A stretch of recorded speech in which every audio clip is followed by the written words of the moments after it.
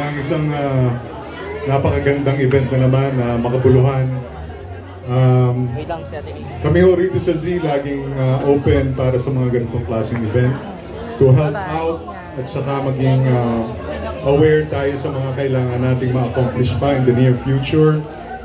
So talagang uphill battle po itong ginagawa natin. So kailangan nating laging maging solid at magkaisa.